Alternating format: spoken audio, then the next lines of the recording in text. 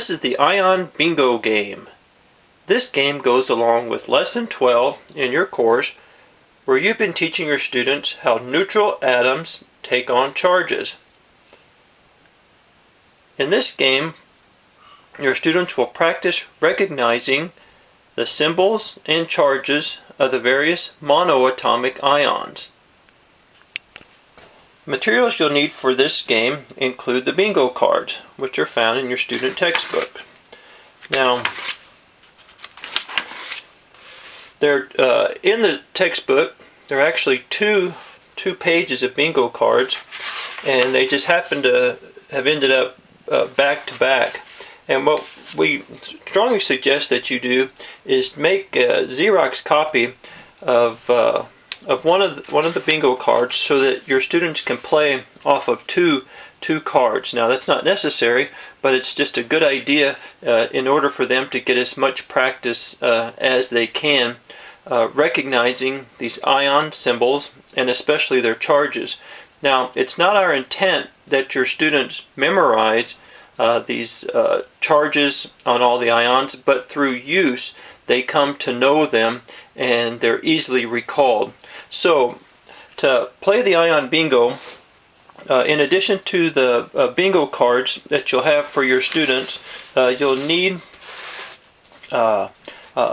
obviously a pencil or a pen, and then some sort of markers that you can use to mark the squares as the ions are called.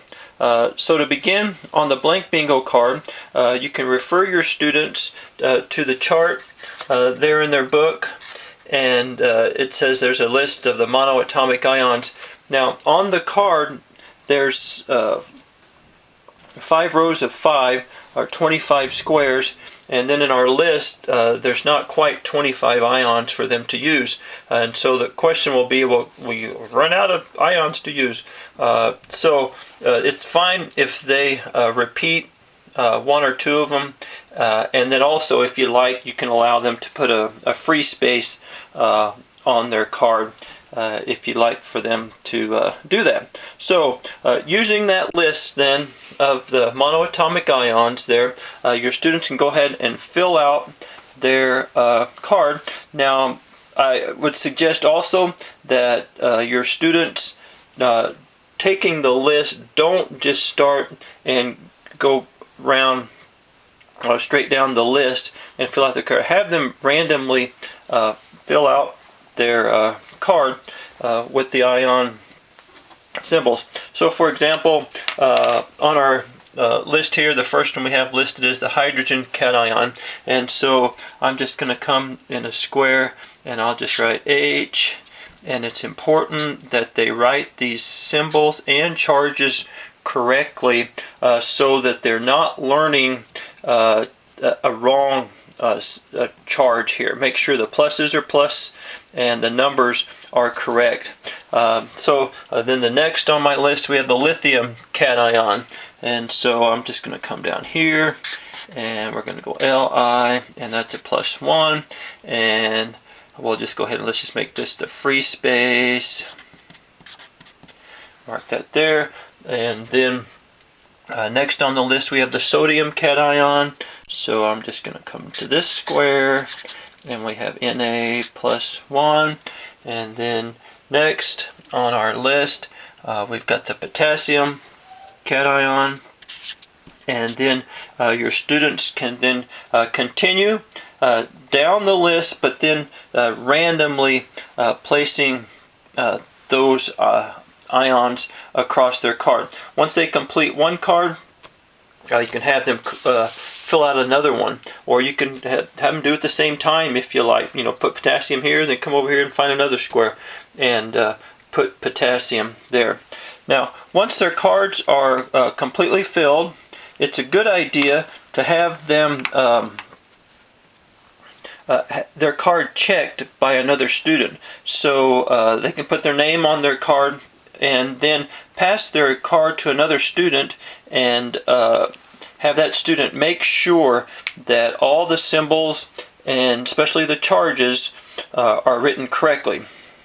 then you can begin play, and to do so, just using this list of ions, just begin calling them out. And as students find those on their card, they just take one of their markers, and these chips or whatever you have handy to use as markers, and then the students will place a marker if they have that ion. And because they're playing two cards, you may need to give them a little time to find the ions on their cards. Now, once they get 5 in a row across, 5 down, or 5 diagonally, they call out bingo, and then before they are actually awarded the points for the bingo, they need to be able to identify correctly those ions that made up the bingo. So in this case, they would have to say to you that I have potassium, which is K plus 1,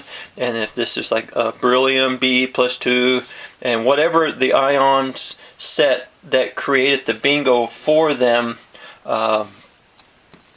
they need to tell you that before you award them the point for the bingo. Now you can play team bingo if you have enough students.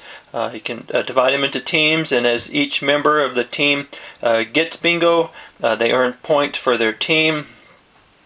You can play different combinations of squares on the bingo card. Picture frame, where the students have to get the perimeter of their card filled. You can play Texas T, okay, or Nebraska N, or Ohio O, whatever you like to do. Be creative with the bingo cards. And then, of course, if you choose to play blackout and to get all the squares, that can be a little tricky since everyone should have the same set of ions on their card. So blackout may all come at the same moment there at the end. So again, this is the ion bingo. Oh, one more variation is after your students play several rounds with their own card, have them trade cards with someone else. And again, that just allows them more practice at locating these ions, because they have to find them on a new card. And it's just can be a lot of fun. Students like to play that. If you choose to have some sort of prizes, I've had just some penny candy that whenever they got a bingo, they got a piece of candy, and it just made it fun and exciting. If you have grades or a scoring system with your students, you can use this bingo for them to earn bonus points on a test or something like that, which works as a nice incentive as you have fun playing this ion bingo game.